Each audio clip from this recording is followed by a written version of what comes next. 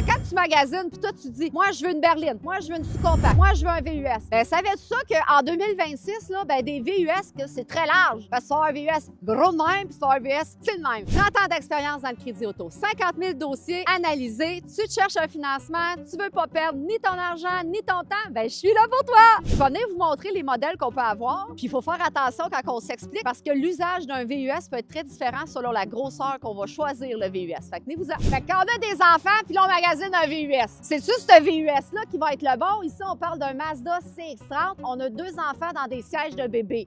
C'est pas le bon VUS à utiliser. Vous allez enrager si vous achetez ce véhicule-là avec des enfants. Un VUS de cette grosseur-là, si les enfants sont en âge un petit peu plus élevé, ça peut être intéressant. Il faut savoir que la valise est quand même assez restreinte au niveau du chargement. Je pensais pas tirer une tente roulotte avec ça. C'est un petit VUS sous-compact pour la ville, pour avoir un petit peu plus haut. On veut pas être dans un auto, fait que ça fait comme un entre-deux, je dirais, de VUS. Fait qu'ici, on a un petit VUS. Fait que là, je vais vous montrer la grosseur entre les deux. Mais vous en. Donc, on a encore nos 2 enfants.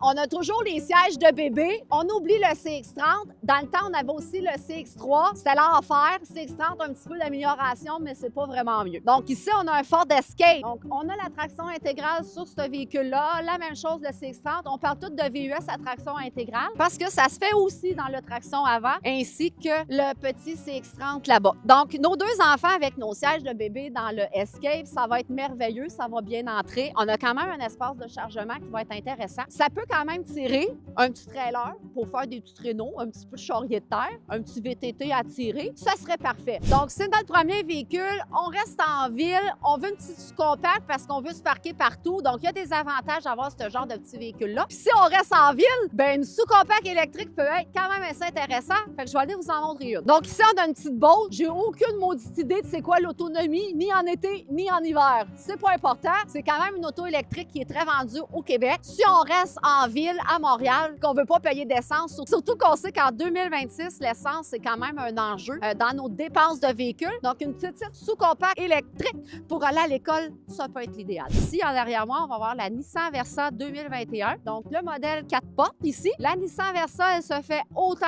avec Aion, la version berline. Donc, ici, c'est tout petit. Donc, c'est une petite sous-compact. Donc, quand on parle d'une berline, c'est que la valise, quand elle est ouverte, ben, c'est parce que ça ne communique pas avec le véhicule. Donc, un haillon, c'est différent. Elle, on a une berline. Donc, c'est économique. Ça stationne n'importe où. Quand c'est une première voiture, ben, ça peut être intéressant